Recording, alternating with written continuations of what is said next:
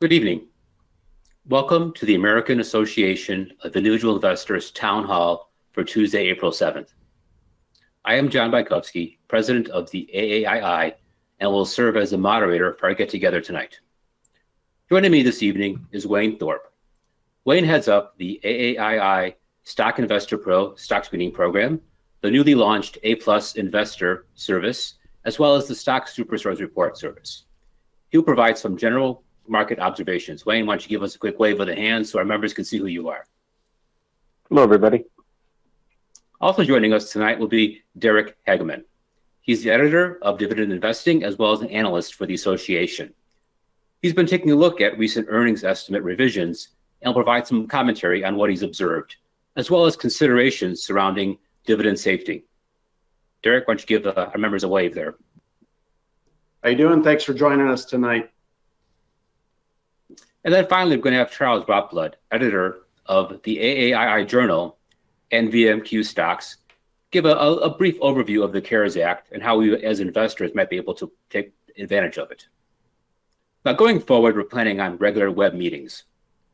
For example, the acclaimed market historian and equity strategist Sam Stovall from CFRA would be joining us next week on April 15th. We also have Jay Clayton, chairman of the Securities and Exchange Commission, who will lead a web town hall with AAII members on April 27th. Those are just two of the examples we have coming from our national area. We also have a collection of webinars that are being put on by our local chapters. And since we can no longer really meet face-to-face, our local chapters have been putting out webinars to help educate our members to take advantage of the various market conditions, what to do, and how to make advantage of what's going on in the marketplace. Please look for these messages regarding any kind of web meetings that are available to us in your email box. Also go to our website at AAII.com to get information about signing up for these future events. So we are going to record this webinar, and we're going to notify you via email when the replay is available for downloading. Any kind of resources we might mention tonight will be available in those as links in the email as well. Like many Americans, we are home here tonight with our families for this meeting. The association is headquartered in Illinois. We have been operating under the shelter-in-place guidelines since mid-March. Most of our staff has been working remotely from home, with a few of our employees coming into the office to make sure the mail you send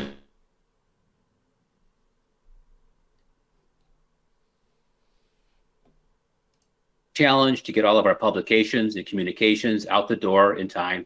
I'm confident that we are up to the challenge. We've been responding to phone messages from our members, but it's really best to reach us via email. If you want to reach us, I think the simplest way is to simply reach out to members, members, at AAII.com, and your email will be directed appropriately.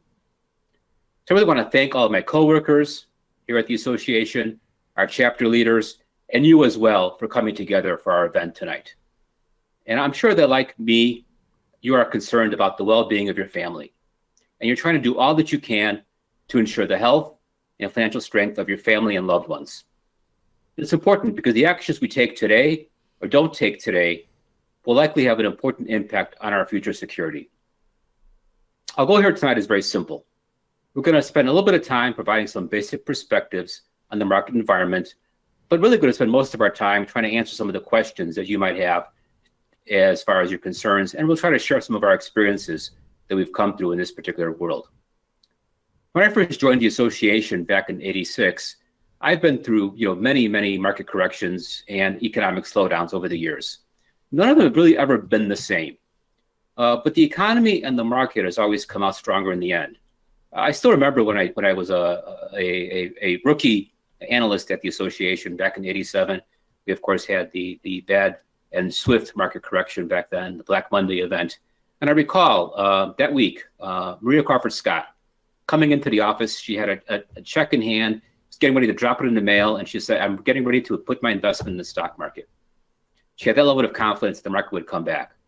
And looking forward to the day when we could all come together in person and really share our stories of how we united together as a nation to help overcome the many wide-ranging difficulties that we have the coronavirus has helped create and has impacted so many individuals. And I'm sure we'll raise a toast and we'll say how we got through this and how we were made stronger because of it. I've always taken comfort in studying history, and it's provided some great evidence and guidance on how to act and what possibly to expect in the future. Now, it's important that history does not always repeat itself, but it does tend to rhyme. With that, I'd like to show a chart. I must not spend too much time here tonight. I want to show a chart that really shows the recovery times of various market drops. And it's important as an investor that we understand what can happen if you're investing in the stock market. Now, this is a chart provided to us by Sam Stovall, originally published in the 2017 AAII journal, and it's been revised with fresh data since then. Since post-World War II, we've basically have had 58 pullbacks. Pullbacks are periods that are defined by Mr. Stovall as a decline of 5% or more. What that means, if you're an investor, just about any year in the stock market, you have to be prepared for at least a 5% decline. That's the price we pay for the expected long-term rate of return from stocks. Now, most of these pullbacks have been relatively short duration. They've lasted only 1 month. On average, they've dropped only 7% from the previous peak, and we've recovered in 2 months' time, back to where we were at the new high. Now, 23 of those pullbacks are less than 10%, but more than 5% is a decline, have gone on to become corrections. And corrections are defined here as 10% or more as far as the overall market correction is concerned, the downturn. Now, we've had 23 of those since 1945. So basically, if you're an investor, you have to be prepared roughly every 3 years or so to have some sort of correction every 2 to 3 years. On average, the duration has been about 4 months. So that's the time between the market hits the top and goes down to the bottom. And it's only taken 5 months on average to get back to where you were before. So again, knowing that in advance, knowing that as you invest will help understand what the market is doing and perhaps take advantage of the situation. Now, of those 23 corrections, 12 have gone on to become bear markets. And a bear market, in this case, is a decline of 20% or more. Now, the bear markets, on average, have been much more severe, 33% down on average, and they've lasted longer, on average, just over a year. And it's taken almost 2 years on average before the market is hitting its new highs again. Now, 9 of those bear markets are garden variety bear markets, so between 20 and 40% down. And those have been about 11 months in duration, and the market's recovered in just over a year. But we've had 3 mega meltdowns since 1945. And those have dropped on average 51%, so quite severe. They've lasted close to 2 years, and they've really taken over 4 years before the markets come back. So in the course of an investing lifetime, we have to be prepared for a market downturn and really want to make sure that we understand that going in, we have enough cash reserves in advance. We don't actually sell at the market bottom. And as we'll show you briefly later, there's a big penalty for selling at the wrong time. Now, you might be curious to know how the market has compared since before the World War II. And complements, our next slide here shows us that this gives us all the bear market returns, 20% or more, since 1930s, 1920s. And we've had, in this context, 14 of these bear market over this time frame, including the one that happened this year, which was one of the shortest ones in this particular time frame, if it's in fact over. But on average, excluding the downturn this year, these bear markets have lasted about 21 months, and they've been down about 40% from their decline. So the important thing to note here is that if you are a stock investor, anticipate the possibility of a market decline, and again, anticipate as well that the economy will come back and the market will hit new highs. And the worst thing you want to do is panic. And in this past March journal, Charles Rotblut does a periodic study. If you want to advance to the next slide, please. And it's a study he's done of rebalancing. And he looks at different kinds of portfolios. And this is in the March journal. It's available online, and it should be coming to you in your mailbox if you haven't received it already. And basically, it tells us, if you, of course, since the market has gone up in time, the best thing to do is simply to be invested in the stock market. But of course, The worst thing you could do is in effect sell at a bottom. So if you over this time frame, and this is since 1988, if you invested in the S&P 500, you would have earned $3.5 million, the highest rate of return possible among the different portfolios. If you wanted to make sure you limited some of your volatility, some of your downside risk, perhaps you could have been a 60-40 allocation. You would have had a little bit less upside potential, but your drawdowns, your biggest percentage drawdowns would only have been 20% versus 37% for this example. But the worst thing you could have done is really panic and sell when the S&P falls by 20% or more. In those scenarios, your rate of return goes from 2.5 million down to 1.1 million. So you're giving up, and in that context, you're selling and basically being in cash for a year. So your drawdowns are perhaps a little bit smaller, but your actual rate of return is much more reduced. So it's very important as investors that we understand that really the price we pay for the potential for long-term rates of return is short-term volatility.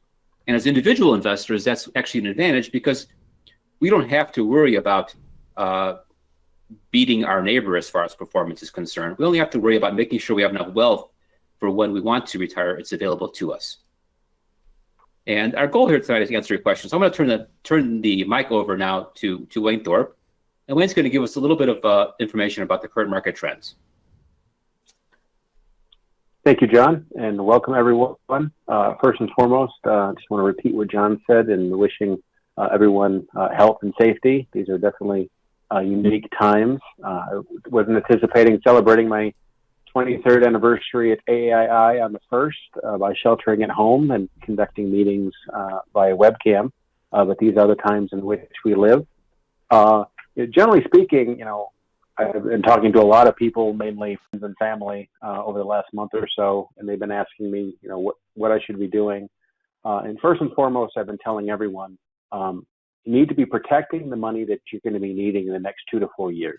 If there's one thing you're going to be doing at this point in time, it's making sure that, whether you're looking to retire in 2 to 4 years, paying for college education, buying a home, anything like that, if there's money that you're going to be needing in the next 2 to 4 years, it shouldn't be in the market. It should be in highly liquid, highly safe investments. So first and foremost, I think that's the most important thing that we can be doing as investors right now is protecting that money that we're going to be needing for immediate needs, so we're not forced to be selling when the market is declining. Beyond that, we've seen an extraordinary decline in the market since the market hit its peak in mid-February. We saw a very rapid decline there in excess of 30%. We saw, and I've seen a pretty sharp pullback rebound since then. As someone who likes to look at charts and everything like that, I'm, I guess for lack of a better term, a little troubled by the rapidity, the rapidness of the rebound. Whether or not this is actually we're entering a true new bull market, or whether or not this is a bear trap, we're not quite sure. Ideally, I'd like to see maybe a retesting of those lows from a few weeks ago to give me some idea of what's going on. But even generally speaking, whether or not we're in the midst of a true bull market, new bull market, a bear trap, wherever we're at, there are still opportunities to be had in the stock market. I've been running a screen.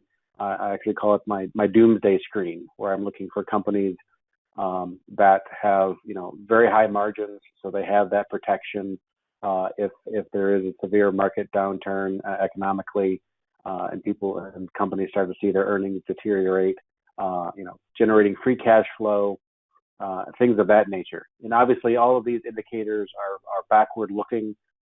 There's the old adage, past performance is no guarantee of future performance. But this is the data that we have to go by. This is the data we have to use. So I've been looking at companies that, on paper, based on past experience, are generating, high levels of free cash flow, have strong margins. And then, beyond that, you start looking at, the companies, even, our daily experiences right now, companies that are dealing with web broadcasting. Microsoft has its Teams platform. You have Zoom, different things like that. I can't right now. I was trying to find a webcam. You cannot find a webcam anywhere. If I were to get a Logitech webcam from Dell with express shipping, that would show up on July 4th. So there's still companies out there that are selling a lot of products. Obviously, there's been some supply disruptions. But I was reading an article the other day. Google, is Google going to be around in 5 or 10 years? I have to say yes. We've had the opportunity now to buy stocks that we think are still going to be around for the next 5 or 10 years at maybe 10, 20, even 30% discounts to where they were just a month ago. So there are opportunities to be out there. I would definitely be looking for companies that have very sound balance sheets, are generating strong levels of free cash flow. But if you do have the money to deploy, I do think that there are opportunities out there. But you have to be choosy. You have to be maybe a little conservative. But again, as I said from the top, protect that money that you're going to be needing in the next 2 to 4 years. And then if you do have additional money to deploy, just be very stingy and very strict in the types of companies that you're going to be looking for. And with that, I'm going to pass the baton on to Derek. Thanks, Wayne, and welcome everyone tonight. Appreciate you joining us in these troubling times. But I just wanted to start by talking generally about the actions that I've taken over the last month or so in response to the volatility in the financial markets. And I sold an investment property in January, so fortunately I did have some cash on the sidelines ready to invest in stocks. And I actually looked at the downturn in the market as a great long-term investment opportunity. So I definitely bought more stocks over the last month. I'm a value investor by style and mainly reinvested in companies that I liked before the coronavirus pandemic spread. I also started a small position in a few battered technology stocks, and I allocated a small amount of money to a few speculative positions, more of my trading account, as I like to think of it, into some biotech firms. Next, I just wanted to address a common question that we receive about which sectors and industries are set up to perform well in the current market environment. And I know there are a lot of differing opinions on this, and as I like to try to take my behavioral biases out of the equation and focus on quantitative metrics, I looked at one of AAII's pre-built screens recently. It's called the Estimated Revisions Up 5% screen, and it looks at annual analyst earnings estimates that, among other things, have been revised up significantly by at least 5% over the last month. And these types of stocks tend to show above average returns over the long term. And based on this screen, a few of the sectors that are set up to perform well in the current market are, as you imagine, some defensive sectors like healthcare, food and distribution companies, and there were a select few technology and telecom services companies like Wayne talked about. One of the other screens, we actually have 4 screens that are related to estimated revisions. We have one that focuses on estimated revisions that are down 5%. And normally, on a monthly average, we have 66 companies that pass that screen. Well, right now, as of yesterday, we have over 600 companies that pass that screen. So it really does talk to the volatility and the estimate changes that we're seeing in the market. And lastly, since I love dividend paying stocks, I wanted to end my introduction just by touching on some of the industries that have struggled in the current market environment. So as of March 31st, there were 12 S&P 500 index constituents that had suspended or reduced their dividends this year. And these include companies belonging to struggling industries like airlines, where you have Boeing, energy companies, hospitality, which includes restaurant, bars, and leisure. You saw Marriott International cut their dividend. And in retail, Macy's and Nordstrom have made announcements. So depending on the duration of the coronavirus pandemic, it is likely that more companies will assess their dividends as the second quarter of 2020 progresses. So with that, I wanted to turn it over to Charles, and he's going to talk about the SECURES Act. Hello, everybody. Greetings from Illinois. Again, I think on behalf of everybody, we wish you good health. We're talking about what we did, what we've done personally. One of the things I did probably about, I don't know, maybe 3 weeks ago or 4 weeks ago is I did my Roth IRA conversion. It's something I had planned to do this year. And what never ceases to amaze me is you have all these talking heads on TV giving all this advice. And not once do they say, hey, if you're going to do a Roth IRA conversion, do it now. If you think about it, if you're planning to do one and you get the chance to do it for 20, 25, 30% off, why wouldn't you do it? If you look at the tax regs, the IRS only cares about how much dollars you're converting. So you're converting 5,000, 10,000, 1,000, whatever the number is, the IRS only cares about the dollar amount. But if you're looking at the stocks you hold or the mutual funds you hold, you can move over more shares for the same dollar amount. Therefore, you get bigger bangs for your buck. So I'm not saying a Roth IRA conversion is right for everybody, but from a tax standpoint, you really want to take advantage of these downturns if that's what you're planning on doing. Now, as far as the CARES Act, we should be getting some checks. I've been hearing late this week they'll go out, maybe next week. The big threshold is if you have a Social Security number with the IRS, and if you're married and joint and your income's $150,000 or less, if you're single, if it's $75,000 or less, and if you're head of household, if it's $112,500 or less, you'll get the full amount. It's $1,200 per individual, $2,400 per married couple, plus $500 for each child that has a Social Security number. Now, if you're an older person and you can get the check if you're not listed as a dependent, and this includes retirees who are just getting Social Security.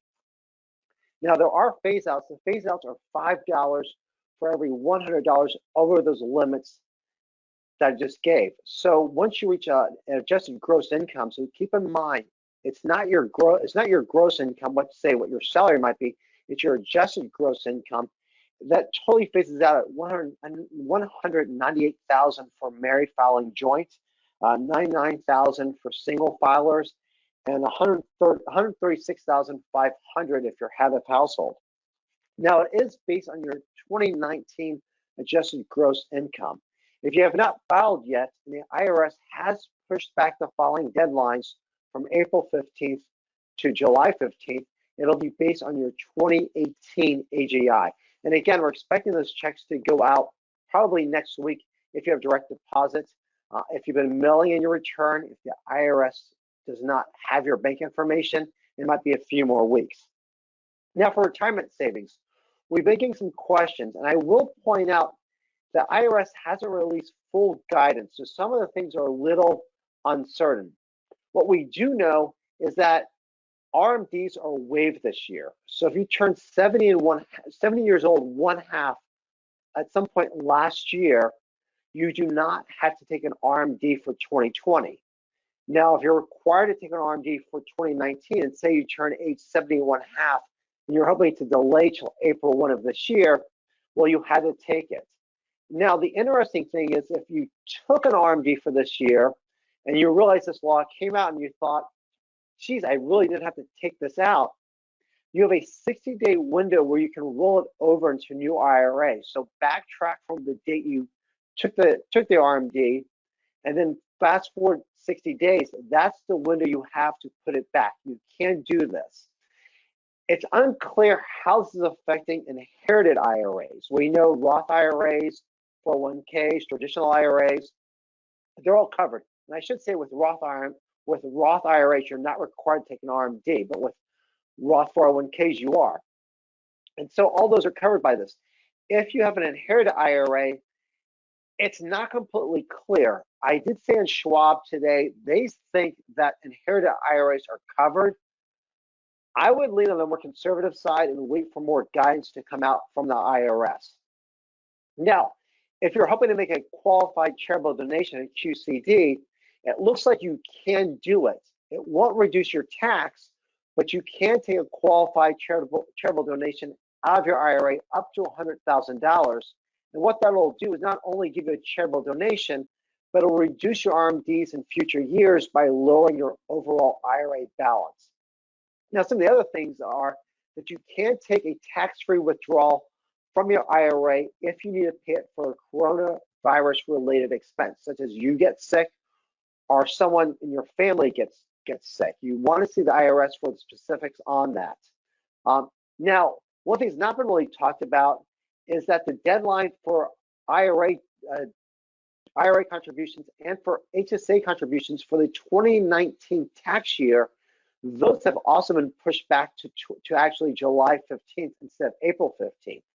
So if you haven't made those donations yet, or if you haven't maxed out those donations, you have actually until July 15th. Now, if you've already filed your tax return for 2020 and you make a traditional IRA contributions, you will need to file an amended return. If you're making a Roth IRA contribution, from what I can tell so far, is you don't need to file an amended return. I'm actually checking that with some tax experts. But if you haven't hit that $6,000 limit or $7,000 if you're over the age of 50 for 2019, you still have time to do it beyond April 15th. Now, the final part of that is the charitable donations. I did mention the qualified charitable donations, the QCD. So two other aspects to it. One involves your traditional charitable donations. Everybody can actually make a charitable donation of up to $300, and that comes off your income. So that's what they call above the line. Before you take your donations, $300. Sorry, before you take your deductions, you can actually take $300 off your taxes, even if you take the standard deduction. Now, the other part is that if you're making a larger donation, more than $300, there was a cap on your deductions of 60% of adjusted gross income. That's been removed. So you can actually take it up to what appears to be your full adjusted gross income.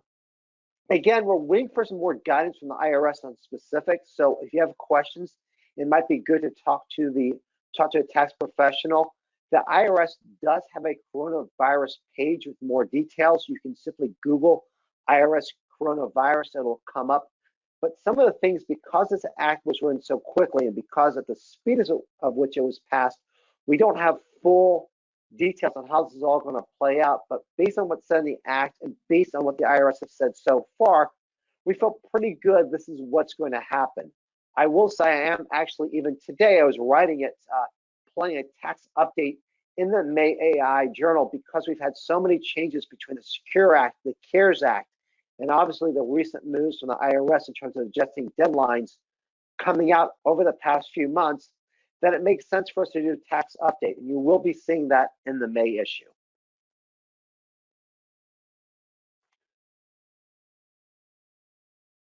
Well, thank you, Charles. Very, very, very interesting. What I'm going to do now is I'm going to try to answer, or I guess act as a moderator for all the questions that have been coming in to us online, and as well as through the questionnaire that was sent out to people. One quick warning, I do hear a thunderstorm rumbling in the background, so hopefully I won't lose power here. I guess one of the joys of working from home is you never quite know what to experience in a real world environment. Markets were calm last 2 days, but I guess the weather is going to be a little bit rocky here, at least in Chicago tonight. With that in mind, let's see here. Charles, I guess I'll address this to you. You do a lot with portfolio rebalancing. I am less than 10 years away from retirement. What advice is most important to make through the current market with hopes of keeping a 10-year plan from now?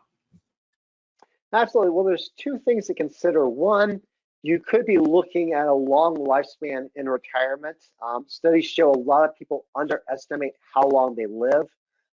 Particularly with good genetics, you could be looking at 25 or 30 years, or hopefully even longer, of quality life. So you really want to have a growth aspect to your portfolio. And even in turbulent times like this, you want to stay allocated to stocks. Now, you're entering that phase right now, however, where sequence of returns matters. And what that means is having a years of bad returns in the market as you're nearing retirement. And so what a lot of people recommend is having a cash bucket. Jim Clunan, our founder, before he retired, in his level 3 book, recommended what he called the level 3 withdrawal approach. And what that meant is up to 5 years before retirement, starting to build a cash bucket, approximately 2 to 4 years worth of living expenses. If you want to be more conservative, you can build 5 years of living expenses. But the idea is, as you're nearing retirement, you're starting to build up this cash bucket. So the day you retire, say the market's doing well, you're retired, then all of a sudden the next bear market starts. If you have this cash bucket, you're able to withdraw from that bucket and not touch your stocks. When I've looked at withdrawal rates, when I've looked at portfolio success, when I've seen when portfolios are most likely to fail is when there has been a bear market early in retirement. And having that cash bucket, or even if it's very short-term bonds, or perhaps you're laddering CDs, having that really protects you because it allows you not to sell your stocks when they're down. It gives the stock portion of your portfolio a chance to rebound. So I would really think about having that. Alternatively, thinking about what sources of guaranteed income you have, be it pensions, be it Social Security, be it annuities. Those things can also can actually serve as a cash bucket, so long as you have a source that you can tap versus selling stocks when they're down.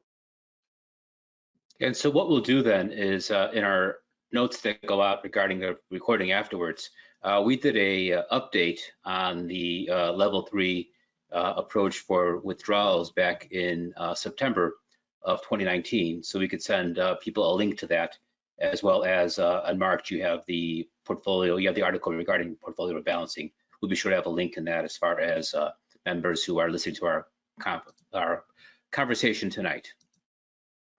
Wayne, I think amongst the people here, probably more of a technician than the rest of us. And this is perhaps not really a technical analysis question, but has to do a bit more with market analysis. What will it look like when we have hit bottom, and how quick do you judge the recovery to be? Throwing you to softball. Yeah, that's a good question. I wish I knew that with certainty. I do look at charts. I've been looking at charts probably more so the last few weeks than I have been previously. I do think that we probably have seen a bit of a market bottom, whether or not this is an intermediate bottom or the absolute bottom. I'm still not 100% sure. As I alluded to during my intro remarks, I'm a little concerned by how rapidly the market both declined and rebounded. I'm definitely someone who likes to see sort of the retesting of lows to get an idea of whether or not we've established some level of support. Actually, I've been rereading William O'Neill's How to Make Money in Stocks. He's a technician, and he actually has some interesting information in there about trying to gauge market bottoms. A lot of this was written when a time when the market was very different. This is actually his second edition. He's now, I think, on at least edition 4 or 5. But some of the things that I've been reading there's some indications that potentially we have seen a market bottom and we're in the middle of a rebound. We have history to go by, but this is an unprecedented situation that we're all experiencing right now. So to say things are different this time, who knows? I do think that the market is going to be tied, at least the volatility is definitely going to be tied on number of cases. The United States is poised to see a very rough next week or two. There's some indications that we might be seeing some flattening of the curve in other parts, especially in Europe. But I think, if you look at what the market has done basically since February, there's been a very close correlation between the coronavirus reported cases and what's been going on in the market. If we continue to see at least a flattening of the curve, or things seem to be letting up globally, I think the market will continue to respond. The global banks have flooded literally trillions of dollars into the marketplace to shore up the market. But I think, there still is going to be a significant level of uncertainty and definitely a high level of volatility in the near term or even the next several weeks. Question, here's one for Derek. My wife and I are in our 80s and rely on dividend income to maintain our lifestyle. Any recommendations for what they should be doing? Yeah, I know there's a lot of income investors out there. It's an excellent question. And, you know, investors who rely on income, they're already seeing companies reduce or eliminate dividend payments as the coronavirus spreads. And they should be, unfortunately, probably ready for further cuts and suspensions in 2020. But we like to analyze dividend paying stocks through the lens of the three pillars of dividend investing. That's how I think about it. You look at growth trends, revenues, earnings, and dividend growth. Valuation, two of our favorite valuation metrics are the dividend yield and the PE ratio. It's the third pillar, which is financial strength and quality. Here we focus on understanding a company's underlying financials and a company's ability to generate free cash flow, pay its obligations, and return capital to shareholders. It's really this pillar to focus on to determine which dividend paying stocks are likely to have to cut their dividends or can maintain it through these times. And specifically, some of the key characteristics to consider are leverage ratios, the amount of debt that a company has, again, its ability to generate cash flow, and payout ratios. You can look at the earnings payout ratio and the cash flow payout ratio. And really, you got to ask yourself, you know, how strong is the balance sheet? I know Wayne alluded to this in an earlier comment. Really, just how much cash does the company have? How much debt does the company have? And how much free cash flow is the company expected to generate? How much cash is a company paying out in dividends as a percentage of earnings and or free cash flow? And one thing to keep in mind is these are backward-looking metrics, but they still do provide a guide. So hopefully that will help our income-minded investors out there what to look for when they're looking for dividend-paying stocks in this. Derek, I kind of have economy. a follow-up question for sure. you. This comes from someone who, is looking at stocks that have cut their dividends. Stocks like Boeing.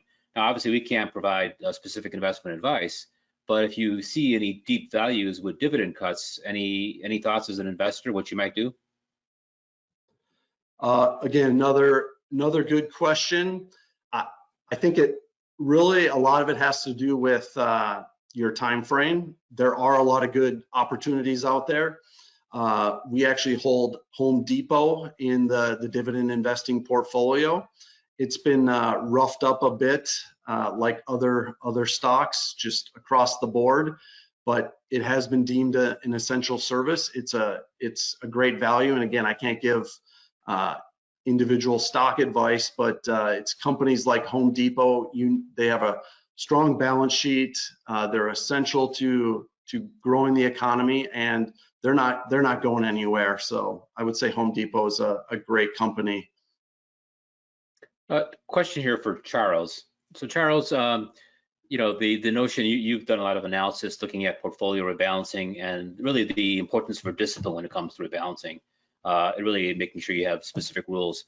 So a number of questions have come up here that I see that have to do with the timing of rebalancing. Do you think it makes sense to rebalance now? Do you wait till the end of the quarter if that's your normal pattern? Do you wait till the end of the year if that's your normal pattern? Any thoughts in that area? Sure, absolutely. I think first and foremost, having the process is really what's important. And if your process calls for you to rebalance, say at the end of the quarter, or maybe you rebalance at the end of April, because I do this, I look at the best and worst 6 months. The best 6 months happen to be November through April. Obviously, this isn't a particularly good 6-month period we're in right now. The worst 6 months traditionally has been May through October, so I use those. But if you have some type of time frame like that, first and foremost, that should be your process. Now, you can, to use the words of Cliff and Ness of AQR, big hedge fund, you can sin a little. And so if you see opportunities in the market, say there's a big pullback, you can actually use the opportunities to say, you know what, if this happens, I'll rebalance early. And I think this is the case where you actually build into your rules where you say, I will rebalance on this date unless X, Y, or Z happens. Now, as I said, I typically rebalance at the end of April. I actually did some rebalancing in my portfolio really last month, about a few weeks ago when I saw the market going down, put some money back, moved some money out bonds into my Vanguard S&P 500 fund. I probably will look again near the end of April. It wasn't a big rebalancing, but I am looking for opportunity. I tend to be an odds player, and so when I see the market really going down, I start thinking, well, this is a buying opportunity. And as a slide that John showed earlier from Sam Sobel, most bear markets, they bottom out with a loss of less than 30%. Obviously, we're down about 35%. I think 1968 was down about 36%. And obviously, we've had a few doozies, 72, 73, 2008. But by and large, if you see these drops getting down to this 25, 30% level, and you think to yourself, that's a buying opportunity, take advantage of it, but make sure that's part of your process. And maybe you adjust your process and your rules to accommodate for that. So you don't want to go about this willy-nilly. You want to go through some disciplined process where your goal is, I'll do X unless Y happens, and Y is clearly defined. And I think that applies to just more than rebalancing, but really your overall investing process.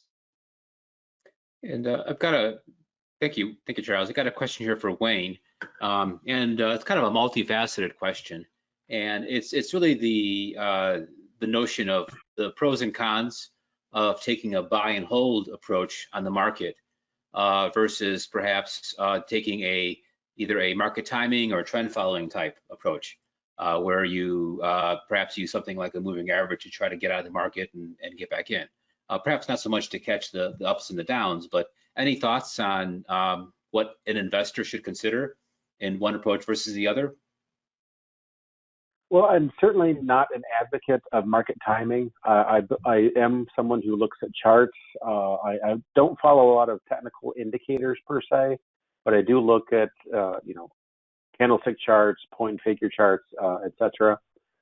No matter what you're doing, I think, and Charles alluded to it, Derek alluded to it, even John, you alluded to it. It's whatever you're doing, you need to have a system. So, if you are going to be following a trend following strategy where, you're looking at a 50, 200-day moving average crossover, a very basic technical system. If that's what you're going to be doing you want to stick with that system. It's when you start abandoning systems, whether it's a fundamental approach, a technical approach, that's when things fall apart. I'm a buy and hold. I do regular reinvestments, regular additions to my portfolio. So, even though, the bulk of my portfolio, it definitely has taken a hit like most of us have over the last month, I'm still making these periodic contributions to my investments. So I'm buying at a lower price. So it's that sort of long-term dollar cost averaging. But, there's people out there that swear by market timing. They're doing well by it. And if it works for you, that's spectacular.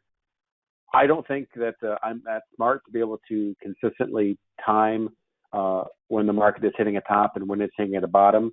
There's so many things, reading O'Neill's book recently, it's, so much of a market move, especially at the start of a new bull market, a good portion of that move takes place in a very short period of time after that market bottom. So, if you've even missed things by maybe just a couple of months, looking back, the March 2009 market bottom, if you were on the sidelines and waited even just a few months after that market bottom, you miss a significant portion of the market rebound. So, when I look at things like that, that gives me pause as far as advocating, pure market timing. But again, I know there are a lot of people out there that have done well by it. But at the end of the day, I think it's having a system and sticking to it is the most important thing. Yeah, I'd like to add on that a little bit. I think Wayne makes some good points there. I'm also a fan of Lev Favor, and he looks at a number of things, the use of weighted average or value-weighted indices, as well as the ability to try to do some trend following. And again, I think his point, I note that he's taken a look at more so the trend following techniques. And again, I think his point when he looked at that statistics is that you're probably not going to have a higher rate of return long term, but you probably will have perhaps not quite as much of the volatility that comes along with it. So the importance there is to have a system in place. And I think having a system in place that is based upon some sound research is key. And whether it's relative strength as far as a stock against other stocks, there's been evidence as far as that being a technique that can be used successfully to identify future winning stocks. And also in the case of trend following a company versus its own performance historically. So the key is to have a system that is based upon evidence that you can follow in thick and thin. So that those are really critical points there. I'm seeing, let's see here, a number of questions here regarding, and I guess you guys are a number of CFA designated individuals there that have studied a wide array of assets. Any thoughts as far as the full, whether or not one should be considering REITs or commodities, as far as equity equivalents, real estate? Any thoughts as far as the best way to diversify? I'll take that. I hold the Vanguard REIT fund, so I'm a little biased. You know, long term, when you look at REITs, the returns have been really between small cap and large cap stocks. So you do get higher returns, you get more income. They should be held in tax deferred accounts because they're not particularly tax friendly. But there is certainly short-term risk in that we're seeing a lot of people now working from home. We're seeing restaurants are probably some restaurants, unfortunately, are likely to close. Bars are likely to close. So it will be a rough going. But I think over the long term, they have actually delivered a pretty good return. You know, I can't really comment too much on commodities. I don't get involved in it, but I don't know if Derek or Wayne have any thoughts. I mean, I would say just overall, it's, you know, commodities can be sexy. You know, a lot of people get seduced by, you know, what's apparently, you know, there's riches to be made in commodities. It's not something that I invest in. Certainly, you know, futures or options or anything like that. At the end of the day, especially if you are going to looking into options and futures specifically, you really want to make sure that you understand these things.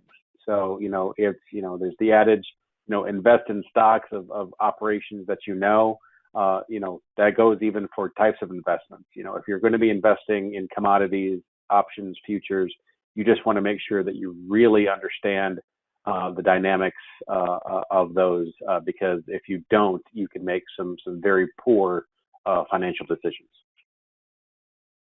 I've got a question here that I'm going to take, and I'll add you guys to add on if necessary. It's really two questions in one. One is, the question here is, you know, when the market does come out, are there any stocks, any types of stocks or sectors that tend to recover faster when the dust settles? And another question is, you know, what are the prospects for small cap stocks like the model shadow stock portfolio? And it's very interesting. If you look back at prior market corrections, you know, things such as small cap stocks, emerging market stocks, really higher risk, less liquid stocks, they carry a liquidity premium. And when the stock market declines, they tend to go down more than the market because a little bit of selling pressure makes those stock prices go down further. But by the same token, if you look back at the financial recovery from 2000, after 2009, the recovery from the millennial crash, 2000, 2002, the sectors, the segments that led the market at that point were the small cap stocks, the emerging market stocks, the higher risk stocks, distressed debt. So, I mean, if you do anticipate a recovery, and I think long-term, I'm hoping we all do, otherwise we're probably in quite a bit of trouble here, both financially and health-wise. But again, if you are capable of taking on that risk, that is, I guess, the price you pay.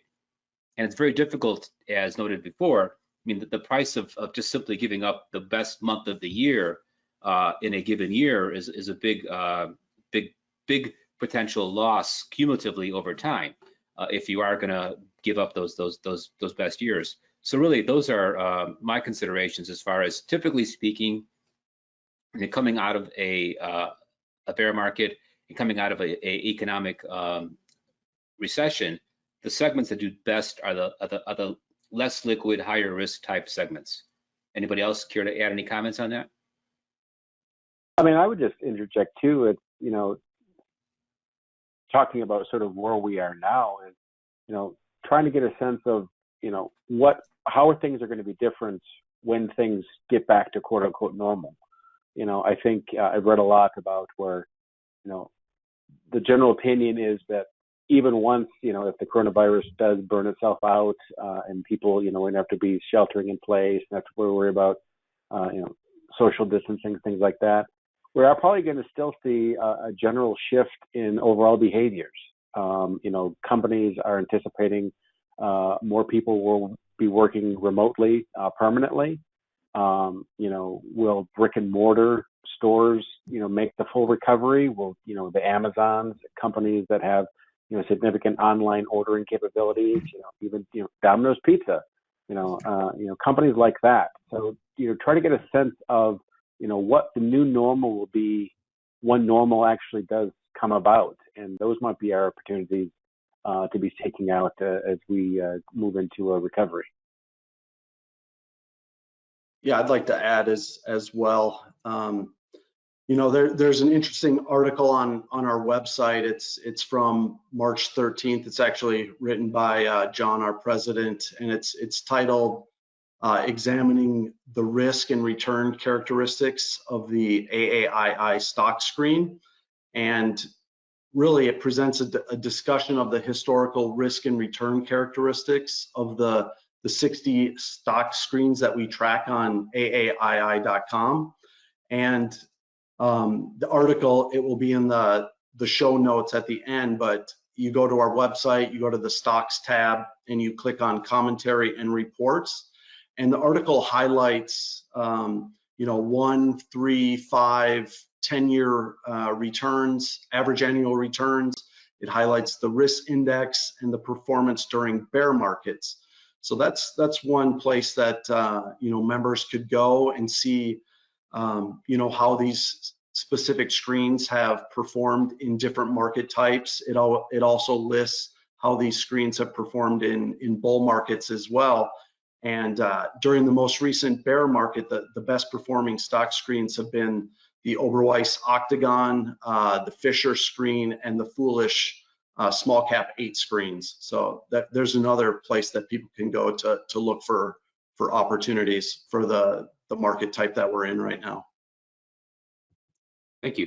I've got a question here from a member who is 35 years old and has 50% of their assets invested in companies, strong companies, and the other 50% in cash, and basically has been waiting for a couple of years now, 5 years, to really anticipate the bear market.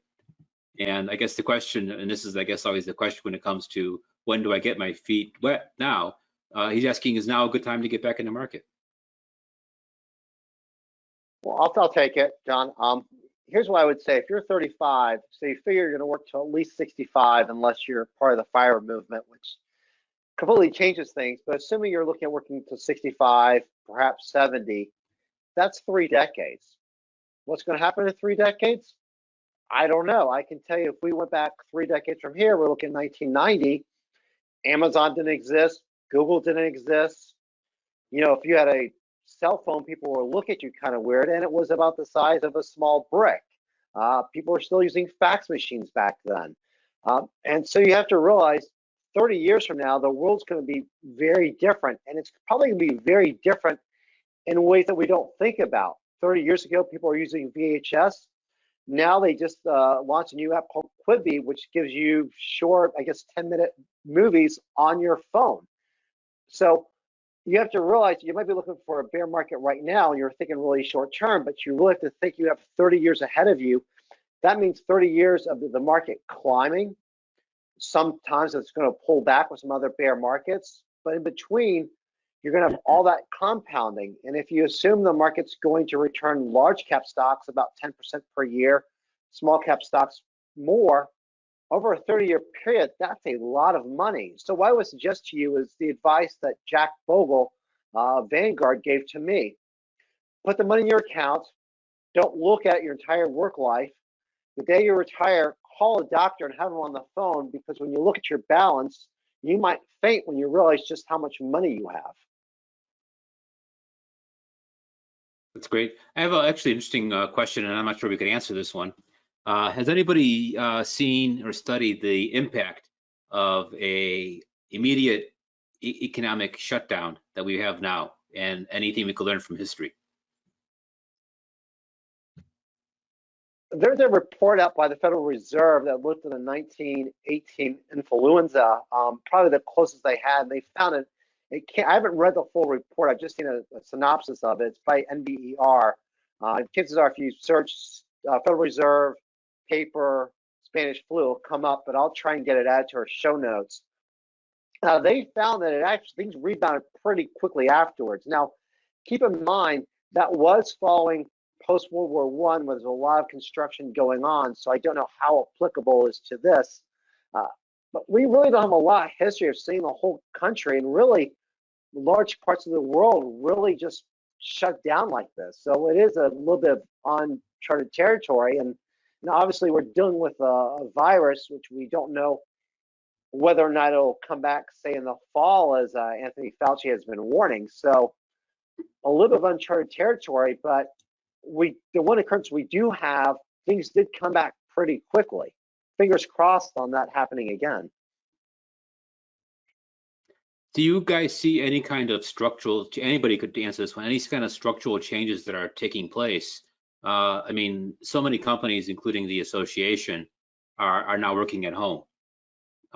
Is that going to impact the economy going forward? And if so, what kind of adjustments should we make for either real estate or stock markets, or any considerations along that line?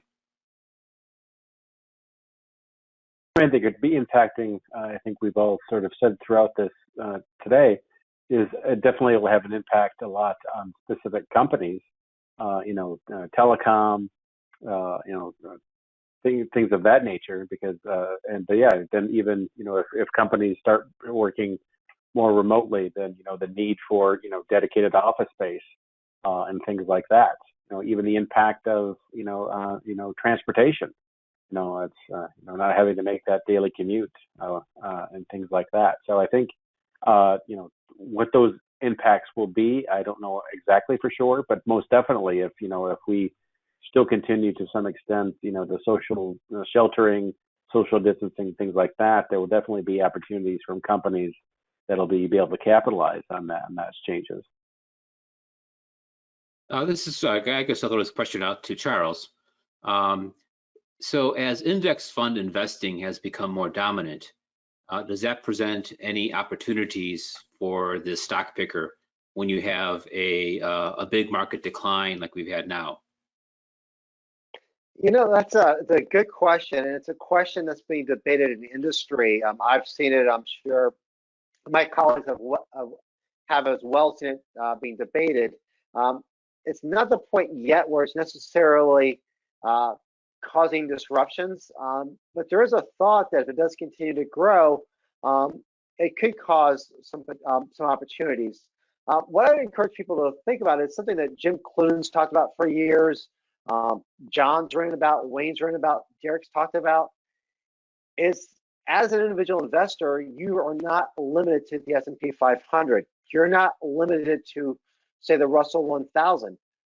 Your opportunity set's really all publicly traded stocks. And so I think where your big advantage is to really look in the shadows. We use the term shadow stock because it's stocks that have been ignored. But if you think about it, there's 500 stocks in the S&P 500. There's right now about 4,500 exchange-listed stocks. When you start looking at the companies that nobody's really talking about, that you don't hear a lot of news about, that's where you're more likely to find mispricing because you simply have fewer eyeballs. And because you're an individual investor, you can actually go into it. You're not tied down by these investment objectives that say, I have to only invest in this set of stocks. And you also have the ability to be patient and really go after the factors we know work over the long terms, things like deep value, quality. So you can look at the opportunity set. So I think irregardless of what the market's doing, I think there are opportunities for stock pickers, particularly if you're willing to look at companies that are less popular, or companies that are more often overlooked. We only have time for a few more questions here. Derek, I have a question here regarding the dividend aristocrats. Any thoughts on that? I mean, it's yeah, definitely something to pay attention to if you are a dividend investor. These are stocks, mostly blue chip stocks, that have consistently increased their dividend. I think it's for 25 years straight. If you saw a list of those companies, you would recognize the majority of them. There is an ETF, ticker NOBL. It does track the dividend aristocrats. Yeah, I mean, great long-term investment. The types of things you're looking for. Again, if you're using the 3 pillars of dividend investing, these are companies that have shown strong growth trends. You may have to, be selective on what the valuation is to see if it's attractive, but definitely if you look at financial strength and quality, they all rate very high. I think right now I want to say there's 60 some stocks included as part of the dividend aristocrats. I'll address this question to Wayne. For anyone investing in foreign or Chinese stocks like Luckin or Alibaba, can you speak to the risks in doing so? I mean, I think the biggest risks for a lot of these companies is the financial data that you're seeing coming out of them. You've seen countless stories of U.S. companies buying a Chinese-based firm, and then after the fact they find out that the numbers were basically fabrications. So I think that's the biggest challenge is making sure that the numbers that you're looking at and the numbers that you're looking at to base your financial decisions are reliable. In some cases, again, they're pure fabrication. I think that's the biggest risk. I think that's the biggest risk if you're investing in non-U.S. stocks in general. So I see we're past our time here. Any recommendations for, just keep our questions here, any recommendations for sources beyond the AAII.com for researching stocks? One thing I'll point out, something we all use, is simply just go to the investor relations website of the companies. Go to a search engine, Google, type in the company's name, investor relations. Often you'll find webcasts, you'll find presentations, slides they've done. Some will do monthly investor books, but if you want to just get an idea of what the company is doing, I think that's a really valuable resource. And some also have pretty detailed and long histories of their dividend data. I think it's a free resource that's often overlooked by many investors. I concur with that, and especially companies that have earnings call transcripts.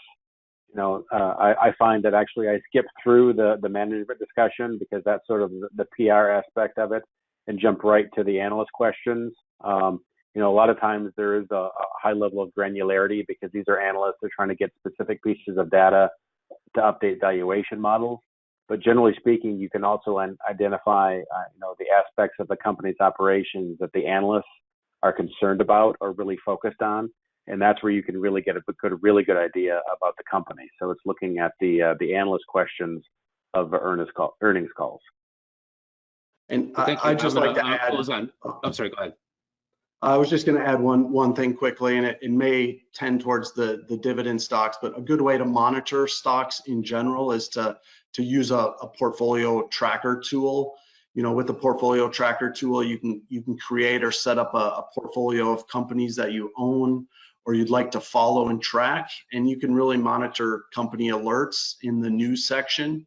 And it's a great way to set up a portfolio and get alerts on the companies that you're interested in. And there really are several excellent tools available to do that. AAII's new A+ investor tool is very comprehensive. And if you're a dividend investor, there are 2 other good sites. Dividend.com is has great dividend information, and Seeking Alpha is another excellent site for monitoring dividend changes and just alerts on companies in general. Thank you. I'm going to close on one last question, and any one of you could answer this one.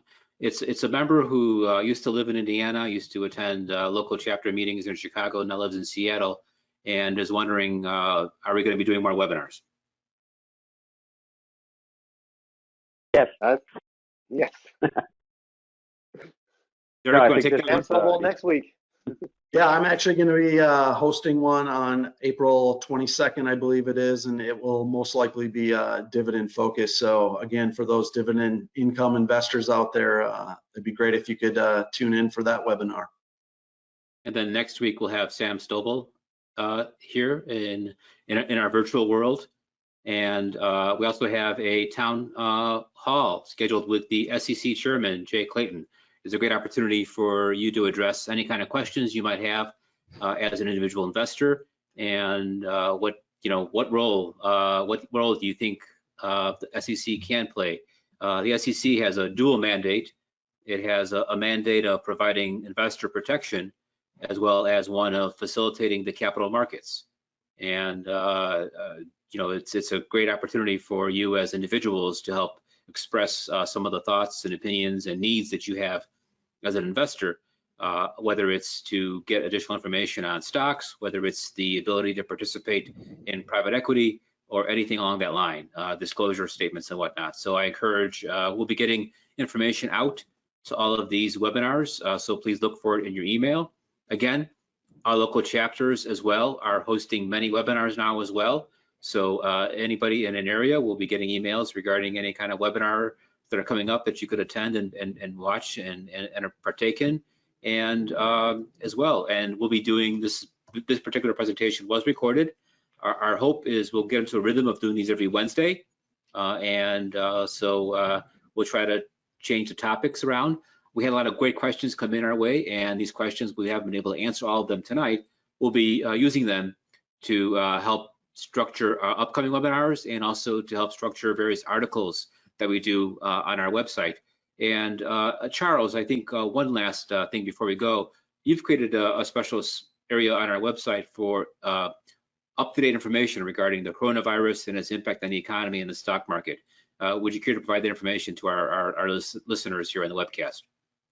Yeah, absolutely. We'll put the link in the show notes, but once you log into AAII.com, if you go to My AAII, if you look towards the upper right-hand corner of the commentary, you'll actually see a link to where it says, go to our coronavirus or COVID page, and you'll find information about coming webinars. You'll find commentary we've all produced tied into the current bear markets and into the changing economic environment as well. So I hope you do come to AAII.com and that you take advantage of it.